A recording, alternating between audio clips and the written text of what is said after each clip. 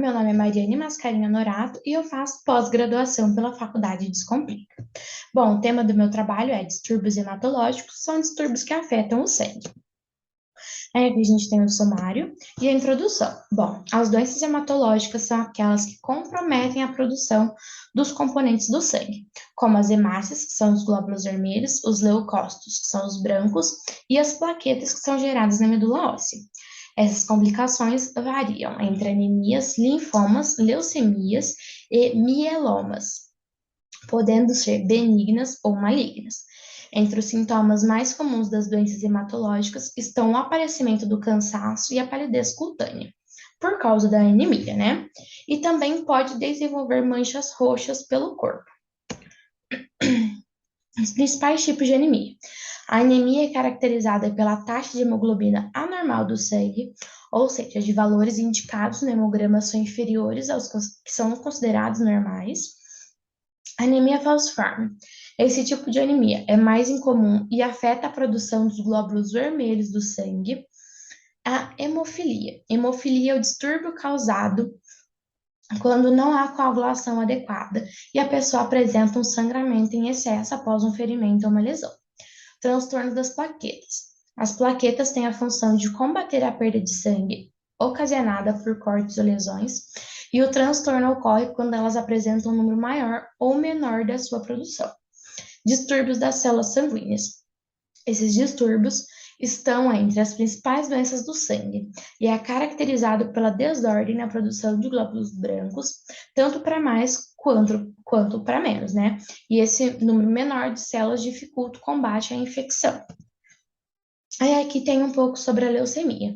A leucemia é uma doença maligna do glóbulo branco, os leucócitos, que geralmente de origem desconhecida.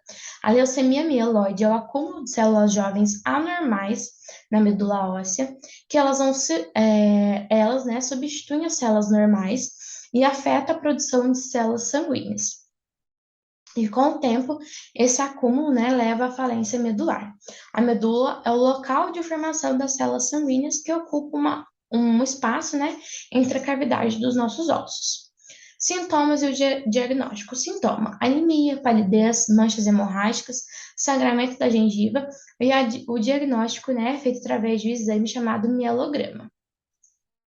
O tratamento, ele consiste em destruir as células leucêmicas para que a medula óssea volte a produzir as células normais. Para alguns casos, é indicado também o transplante de medula óssea, que ele vai ser feito em etapas, né?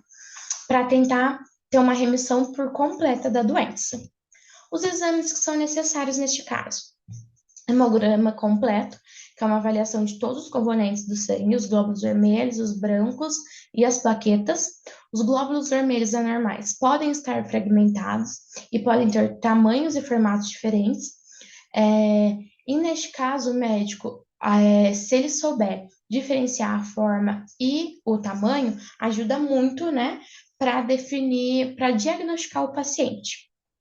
Esfregaço do sangue, contagem de reticulócitos, exames especiais das células sanguíneas, que são exames disponíveis para medir a capacidade do glóbulo branco em combater a infecção, para avaliar o funcionamento da plaqueta, teste de coagulação, medições de proteínas e outras substâncias e a tipagem sanguínea. Bom, a conclusão. Contudo, um diagnóstico precoce aumenta as chances de cura.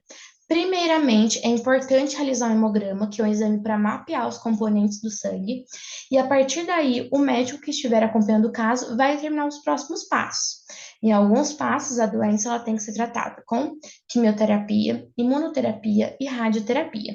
E em outros casos, né, os pacientes encaminhados para o transplante de medula óssea, e a investigação das doenças hematológicas é realizada, na grande maioria das vezes, através da coleta de exames laboratoriais. Bom, meu trabalho termina aqui. Muito obrigada.